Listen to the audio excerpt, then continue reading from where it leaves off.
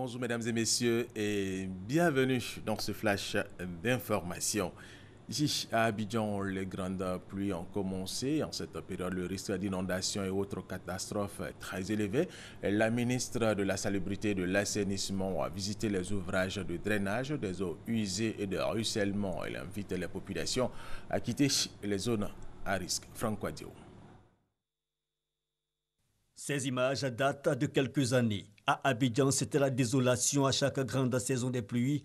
Et depuis, l'eau a coulé sous les ponts. Des ouvrages d'assainissement sont érigés en urgence pour pallier la situation. Un exemple, celui de Cocody, à la rivière Bonoumen. Tellement, quand ces bassins n'étaient pas nettoyés, l'eau inondait tout ce que vous voyez comme cuvette aujourd'hui.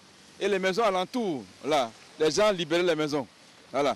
Même une fois, la maison en face là-bas, ceux qui habitent, les propriétaires sont montés, ont été obligés de monter sur le toit. Et l'ONPC est venu les sauver de là. C'est une situation-là qu'on veut juguler. Un ouvrage provisoire qui sera peaufiné selon le directeur de l'Office national de l'assainissement et du drainage après cette saison pluvieuse. Mais pour l'heure, ici, ce canal agrandi va permettre l'évacuation des eaux pluviales de Bonoumen et de toute la riviera jusqu'au plan de lagunaire. Des ouvrages donc pour mettre fin aux précédentes situations de désolation. Objet de la visite de la ministre de tutelle, Anne-Désirée Ouloto. À la Riviera 3, sensibilisation des populations, des femmes et même des plus jeunes. Les années précédentes, dans le quartier Bonoumen, à la Riviera 3, etc., le quartier Alpha Blondie, tout cela était des sites très critiques. Aujourd'hui, nous constatons donc que tout fonctionne correctement. Et il y a encore du travail à accomplir. Ce sont de grands acquis que nous avons réussi donc à préserver. Ce projet va continuer, n'est-ce pas, pour faire en sorte que dans cette zone, en tout cas, plus aucune famille ne soit menacée de déplacement, de situations dramatiques, il n'y a plus mort d'hommes. J'invite également les populations qui sont installées dans les zones inondables, dans des bassins d'orage, qui sont installés sur des flancs des collines. Je les invite à se soumettre à toutes les instructions des agents de l'État. Nous voulons une saison de pluie sans mort à Abidjan et à l'intérieur du pays. Appel au civisme.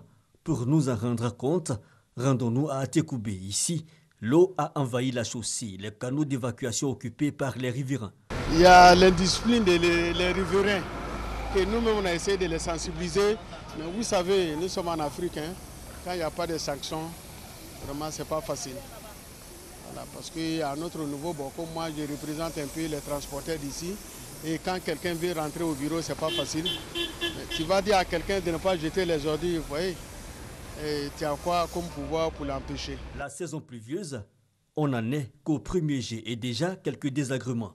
La voie d'Alipé est actuellement coupée par les eaux de ruissellement. Les autorités sont interpellées.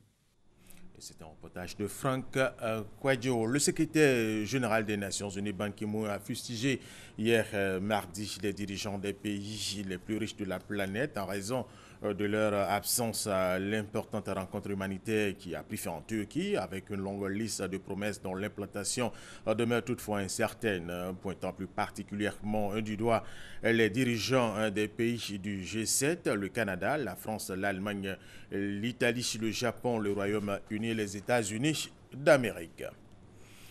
Au Mali, les forces françaises mènent de nouvelles opérations dans le nord du pays, plus précisément dans les régions de Gao et de Kidal, pour lutter contre les terroristes qui n'ont pas baissé les bras. La semaine dernière, ils ont tué 5 casques bleus dont les corps ont été transférés hier mardi à N'Djamena après une cérémonie d'hommage à Bamako.